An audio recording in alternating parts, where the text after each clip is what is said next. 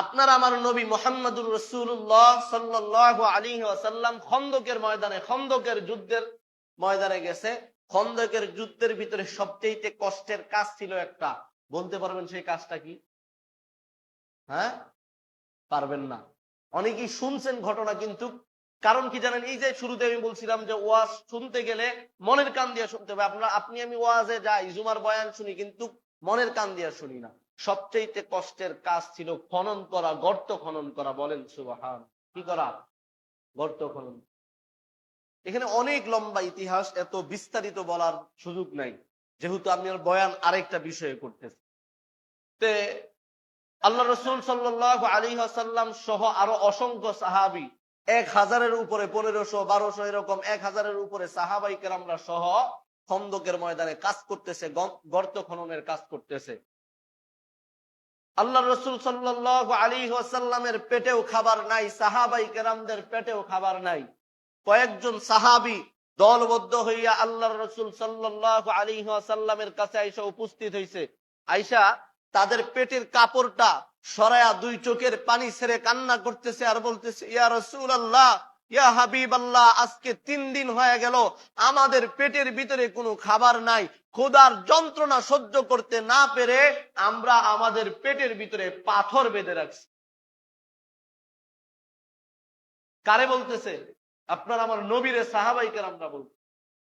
নবী সাহাবাই কেরামদের কান্না দেখা, তাদের চোখের পানি দেখা, নবীও কান্নারত অবস্থায় চোখের পানি ছেড়ে সাহাবাই কেরামদেরকে ডাক দিয়া বলতেছে, এ সাহাবাই কেরাম, তোমরা কয়দিন থেকে না খেয়ে? বলে, ইয়া রাসূলুল্লাহ, ইয়া হাবিবাল্লাহ, আমরা 3 দিন থেকে না খেয়ে আছি। কয়, তোমরা 3 দিন থেকে না খেয়ে আসো, পেটে পাথর বাঁধছো কয়টা? বলে, একটা। কয়টা? এক। মুসলমান ভাইয়ারা আমার, মুরব্বী বাবারা, সম্মানিত মুসল্লিনে কেরামরা, একটু ভালো করিয়া শুনবেন। আমরা কেন সুবহানাল্লাহ বলবো, কেন আলহামদুলিল্লাহ বলবো, একটু অন্তরের কানটা লাগায়া দিয়ে শুনেন। ও মুসলমান, হাদিস শরীফের ঘটনা বলতেছি। আল্লাহর রাসূল সাল্লাল্লাহু আলাইহি ওয়াসাল্লাম এবার চোখের পানি ছেইরা সাহাবায়ে কেরামদেরকে ডাক দিয়া কয়, ও সাহাবায়ে কেরামের দল, একটু আমি নবীর দিকে তাকাও, একটু আমি নবীর কাছে আসো। সমস্ত সাহাবায়ে কেরামরা নবীর সামনে আইসা হাজির। আল্লাহর রাসূল সাল্লাল্লাহু আলাইহি ওয়াসাল্লাম কোন নবী, কোন রসুল, যেই নবী দুনিয়াতে থাকা অবস্থাও আপনার আমার জন্য কান্না করছে, এখনো পর্যন্ত নবী মদিনায় শুয়া শুয়া আপনার আমার জন্য কান্না করে। কত দয়ার নবী আমার উম্মতের জন্য কত কষ্ট করছে, কত কান্না করছে। আল্লাহ তাআলা পয়গম্বরকে ডাক দিয়া কয়, ও পয়গম্বর, আপনি যদি চান আমি বিশাল একটা পাহাড়কে স্বর্ণ দিয়া ভরপুর কইরা গাড়ি সিস্টেমে আপনার পিছনে দিয়া দিব। ও পয়গম্বর, আপনি যেইখানে যাবেন ওই জায়গার ভিতরে পাহাড়টা আপনার কাছে যাবে। ও নবী আমার, আপনার যত মন চায় আপনি ওই পাহাড় থেকে স্বর্ণ নিয়ে আপনি খরচ করবেন, কোনো সমস্যা নাই। পয়গম্বর আবার ডাক দিয়া কয়, ওগো রব্বুল আলামিন, আমার স্বর্ণের দরকার নাই, পাহাড়ের দরকার নাই, আমার দরকার হলো আমার উম্মতের। আমি নবী যদি দুনিয়াতে আনন্দ করিয়া যাই, আমি নবী যদি দুনিয়াতে সুখ শান্তি করিয়া যাই, আমার উম্মতরা দুনিয়াতে কষ্ট করবে, আমি নবী সহ্য করতে পারবো না। একমাত্র আপনার আমার জন্য নবী জীবনে এত কষ্ট করছে, রহমাতুল লিল আলামিন। কেমন নবী আপনার আমার শুনেন। নবী বার খন্দকের ময়দানে সাহাবায়ে কেরামদেরকে ডাক দিয়া কয়, ও সাহাবায়ে কেরাম, তোমরা সবাই আমার সামনে হাজির হও। সবাই যখন নবীর সামনে আইসা হাজির, নবী আমার নিজের পেটের কাপড়টা, গেঞ্জিটা তুইলা সাহাবায়ে কেরামদেরকে ডাক দিয়া কয়, ও সাহাবায়ে কেরাম, তাকায়া দেখো, তোমরা 3 দিন থেকে না খাইয়া তোমরা পেটের ভিতরে পাথর লাগাইছো একটা।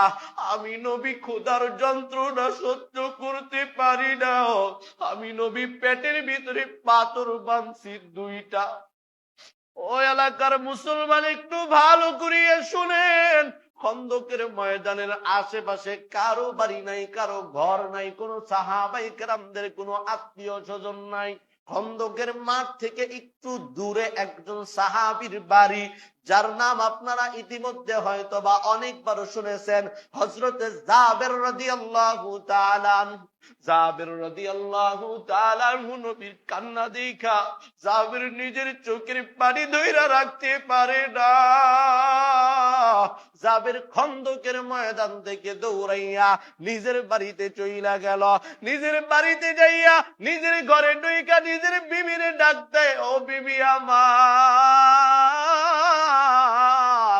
আমার ঘরে কি খাবার আছে বলো, আমার ঘরে কি খাবার আছে বলো। ও মুসলমান একটু ভালো করিয়া শুনেন, নবীর সাহাবী জাবের যখন ঘরের ভিতরে আইসা বলতেছে ঘরে কি খাবার আছে, এবার জাবেরের স্ত্রী ডাক দিয়া কয়, ও প্রাণের স্বামী আমার, কেন আপনার কি ক্ষুধা লাগছে? আপনি যুদ্ধের ময়দান থেকে কি পালায়া চলে আসছেন? আপনি কি নবীর চোখ ফাঁকি দিয়া চলে আসছেন? জাবের চোখের পানি ছাইরা কান্না করি আর বলে, বিবি আমার, না না, আমি আমার নবীর চোখ ফাঁকি দেই নাই, আমি যুদ্ধের ময়দান থেকে পালায়ন করি নাই, আমি যুদ্ধের ময়দান থেকে ক্ষুধার যন্ত্রণায় বাড়িতে আসি নাই। ও বিবি জানোনি, আমার নবী খন্দকের ময়দানে ক্ষুধার্ত অবস্থায় পেটের ভিতরে পাথর বেঁধে রাখছে। আমি জাবের এই দৃশ্য দেখিয়া সহ্য করতে পারি নাই।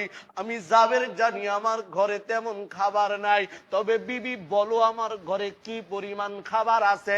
এবার জাবেরের স্ত্রী ডাক দিয়া কয়, আমাদের ঘরের ভিতরে সামান্য একটু আটা আছে, সামান্য একটু গমের আটা আছে, ওই আটাটা দিয়া সর্বোচ্চ 1 থেকে 2 জন খাইতে পারবে, এর চাইতে বেশি কেউ খাইতে পারবে না।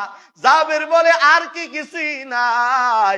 এবার জাবেরের স্ত্রী ডাক দিয়া বলে, না, আমাদের ঘরে আর তেমন কোনো খাবার নাই, তবে একটা ছোট্ট ছাগলের বাচ্চা আছে, বকরির বাচ্চা আছে।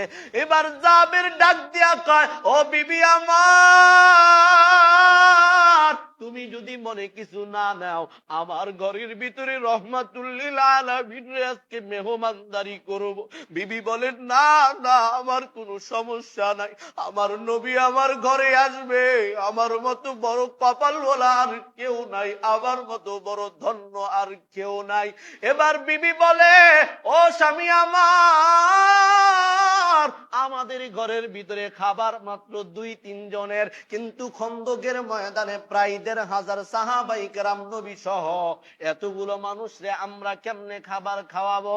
এবার জাবেরের বিবি ডাক দিয়া কয়, ও স্বামী আমার, আপনি সবাইরে দাওয়াত দিয়েন না, আপনি যান জলদি করিয়া খন্দকের ময়দানে যান, যায় আমার নবীর কানে কানে যাইয়া দাওয়াত দেন, আজকে দুপুর বেলায় আমার ঘরে আমার নবীর দাওয়াত, সাহাবায়ে কেরামরা যেন না শুনে। ও এলাকার মুসলমানেরা, ও বৃদ্ধ বাবারা, যুবক ভাইরা, একটু ভালো করিয়া শুনো, লা ইন শাকারতুম লা আযীদান্নাকুম ওয়া লা ইন কাফারতুম ইন্না আযাবি লাশাদীদ। কেন মালিকের শুকরিয়া আদায় করবা? কেন মালিকের কৃতজ্ঞতা আদায় করবা? কেন সুবহানাল্লাহ বলবা? কোন সময় আলহামদুলিল্লাহ বলবা? কোন সময় আল্লাহু আকবার বলবা? কোন সময় সুবহানাল্লাহ বলবা? এই ঘটনাটা তোমাদেরকে একটু শুনাইলে বুঝতে পারবা। এবার জাবের দৌড়াইয়া গেছে, যায় খন্দকের ময়দানে নবীরে ডাক দিয়া কয়, ইয়া রাসূলুল্লাহ, ইয়া হাবিবাল্লাহ, ওগো আল্লাহর পয়গম্বর, আমি জাবেরের ঘরে, আপনি নবীর দাওয়াত, আপনি নবী আমার ঘরে আজকে দুপুর বেলায় খাবার খাবেন। বলেন না মারহাবা, জোরে বলেন মারহাবা। নবী আমার ডাক দিয়া কয়, জাবের চিন্তার কোনো কারণ নাই, টেনশনের কারণ নাই, যাও জলদি করিয়া, তোমার আর খন্দকের ময়দানে থাকতে হবে না, তুমি তোমার ঘরে যাইয়া তোমার বিবির সঙ্গে যাইয়া খাবারের ব্যবস্থা করো। জাবের রাদিয়াল্লাহু তাআলা নবীর কথা শুনিয়া এবার জাবের ঘরের ভিতরে যাইয়া নিজের বিবি সহ খাবারের আঞ্জাম দিচ্ছে। মেহমানদারি করাবে কাকে? কারে মেহমানদারি করাবে? আপনার আমার নবী রহমাতুল লিল আলামিনকে জাবেরের ঘরে মেহমানদারি করাবে। এবার জাবের রাদিয়াল্লাহু তাআলা আনহু এবং তার স্ত্রী সহ দুইজন খাবারের ব্যবস্থা করতেছে। ওই দিক দিয়ে দুপুর ঘনায় গেছে। নবী জাবের এবং জাবেরের স্ত্রী অপেক্ষায় কখন নবী আসবে। হঠাৎ করে তাকায় দেখে নবী এবং 1500 সাহাবী, প্রায় 1500-এর অধিক সাহাবাই কেরাম সহ নবী জাবেরের বাড়ির দিকে আসতেছে। জাবের রাদিয়াল্লাহু তাআলা আনহু দেখা আশ্চর্য হয়ে গেছে, আরে আমি নবীরে একা দাওয়াত দিলাম, নবী 1500 সাহাবী সহ আমার বাড়িতে আসতেছে। জাবের রাদিয়াল্লাহু তাআলা আনহু দৌড়াইয়া তার স্ত্রীর কাছে গেছে, যায় বলে, বিবি আমি তো আমার নবীরে দাওয়াত দিছি, কিন্তু কাণ্ড কি জানো? বলে কি?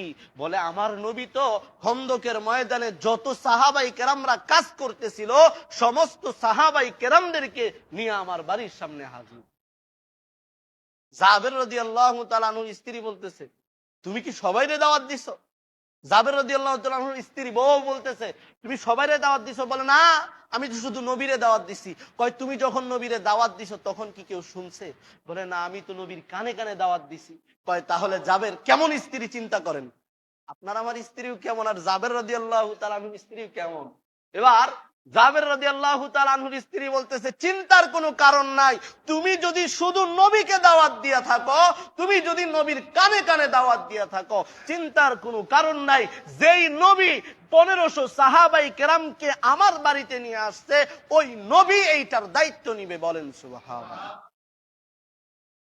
আসলে সময় পার হয়ে গেছে, আর সামনে আগানো সম্ভব না।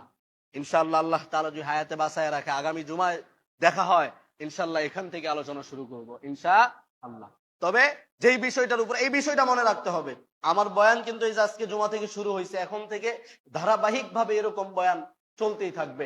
যারা প্রত্যেক জুমায় মসজিদে আসবে তারা কিছু পাবে, আর যারা প্রত্যেক জুমায় আসবে না তারা হয়তোবা কিছু পাবে না। এজন্য আমরা চেষ্টা করব সবাই প্রত্যেক জুমা এখানে পড়ার জন্য, আর আগে ভাগে মসজিদে আসার জন্য। পারবো না ইনশাআল্লাহ? একটু আগে ভাগে আসার জন্য, আয়েশার সামনে কাতার পূরণ করে বসে যাব, এরপরে বয়ানের পরে সুন্নতের সময় দেওয়া হবে।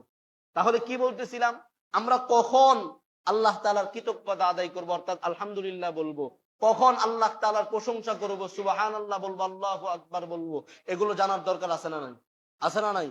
এজন্য যেহেতু একটা বিষয় বলছি যে আল্লাহ তাআলা বলছে লা ইন শাকারতুম লা আযীদান্নাকুম, আমার যেই বান্দা বান্দি আমি আল্লাহর শুকরিয়া আদায় করে, আমি আল্লাহ তার নিয়ামত বাড়ায় দেই। ওয়ালা ইন কাফারতুম ইন্না আযাবি লাশাদীদ, আমার যেই বান্দা বান্দি আমি আল্লাহর শুকরিয়া আদায় করে না, কৃতজ্ঞতা আদায় করে না, আমি তাদের নিয়ামত ছিনায় নেই, বরঞ্চ শুধু তাই না, তাদের জন্য কাল কঠিন কিয়ামতের ময়দানে কঠোর শাস্তি জাহান্নামের ব্যবস্থা করে দেই। বলি নাউযুবিল্লাহ। এজন্য আমরা যারা আছি, আমরা কি আমাদের নিয়ামত বাড়াইতে চাই না কমাইতে চাই? আমরা কি আমাদের সম্পদ বাড়াইতে চাই না কমাইতে চাই? আমরা এজন্য যদি নিয়ামত বাড়াইতে চাই, সম্পদ বাড়াইতে চাই, তাহলে বেশি বেশি শুকরিয়া আদায় করা লাগবে কার? জোরে বলেন।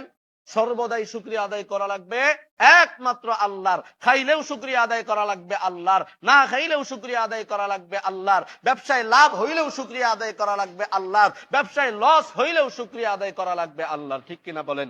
আল্লাহ তাআলা আমাদের সবাইরে কবুল করুক। যেই কথাগুলো বললাম এই কথাগুলোর উপর সর্বপ্রথম আমাকে আমল করা